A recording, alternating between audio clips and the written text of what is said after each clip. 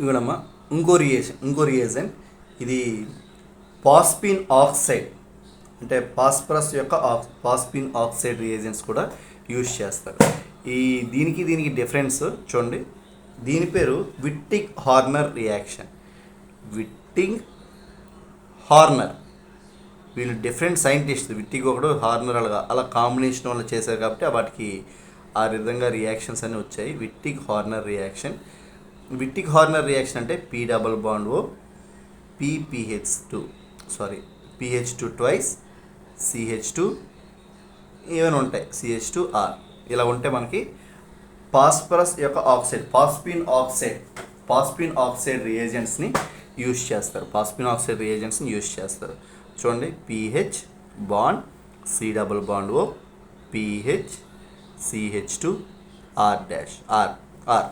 వీటినే మనం ఏమంటామంటే విట్టిగ్ హార్నర్ రియేజెంట్ అంటారు. విట్టిగ్ హార్నర్ రియేజెంట్ కూడా ఇది కూడా ఒక కార్బానియన్ జనరేట్ చేస్తుంది. ఇది ఎసిడిక్ ప్రోటాన్ ఎందుకు అయిందంటే ఇక్కడ రెజినెన్స్ కూడా పాసిబుల్ అవుతుంది.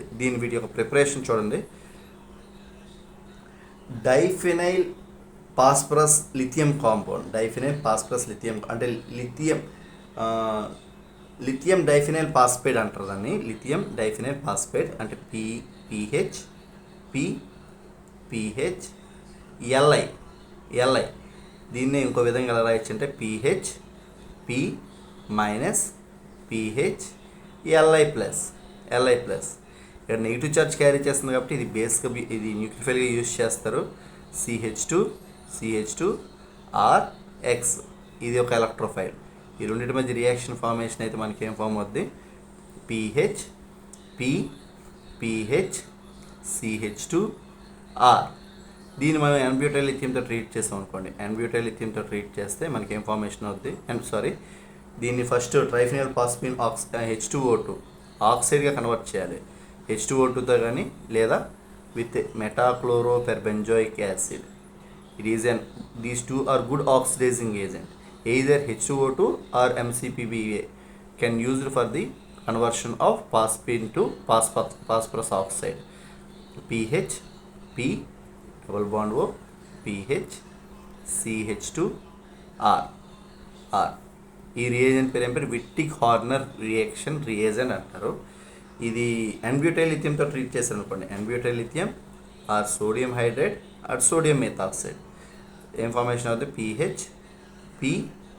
PH double bond O acidic proton remove చేస్తుంది మైనస్ R. ఇది ఆల్డిహైడ్స్తో కానీ కీటోన్స్తో కానీ రియాక్ట్ అవుతుంది. R' double bond PH P double bond O PH same ఇందాకలాగే CH మైనస్ R. ఇది కూడా వాటర్ సాల్యుబుల్ ప్రోడక్ట్ని ఫామ్ చేస్తుంది. వాటర్ సాల్యుబుల్ బై ప్రోడక్ట్ని ఫార్మేషన్ చేస్తుంది. CHR ప్లస్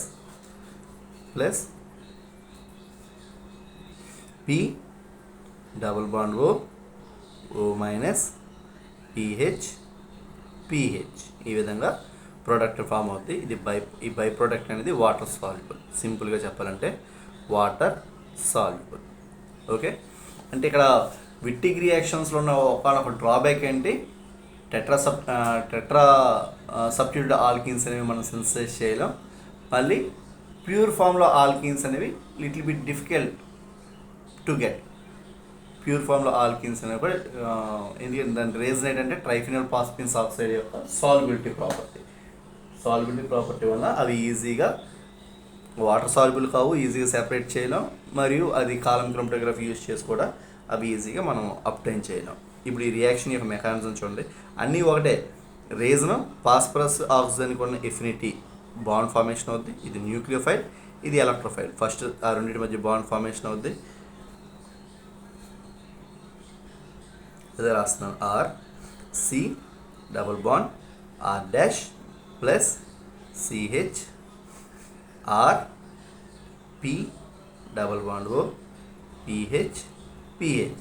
ఇందాక ముందు కేసులో PH కేసులు ఏమున్నాయి? OETలు ఉన్నాయి. ఇప్పుడు PH ఉన్నాయి. అంతే డిఫరెన్స్ ఈ రెండింటికి. ఇది నెగిటివ్ చార్జ్, ఇలా బాండ్ ఫార్మేషన్ అవుద్ది. CH RP double bond O PH PH R R dash O minus ఈ రెండు బాండ్ ఫార్మేషన్ అవుద్ది. 4 మెంబర్ రింగ్ ఫామ్ అవుద్ది. తర్వాత డీ ప్రొడక్షన్ ఫాస్ఫరస్ ఆక్సిజన్ మీద డబుల్ బాండ్ ఫార్మేషన్ అయితే మనకి ఏం ఫార్మేషన్ అవుద్ది? CR are dash H R plus P double bond oh pH pH. అమ్మ ఇక్కడ ఒక స్టెప్ వదిలేసాను, 4 మెంబర్ రింగ్ రాయడం మానేశాను. ఫైనల్గా ప్రోడక్ట్ అనేది ఫార్మేషన్ అవుద్ది. ఇది వాటర్ సాల్యుబుల్ ప్రోడక్ట్ అనేది ఫార్మేషన్ అవుద్ది. సో మనకి ఈజీగా ఇది ఫామ్ అవుద్ది. అన్నీ ఒకలాగా ఉంటాయి.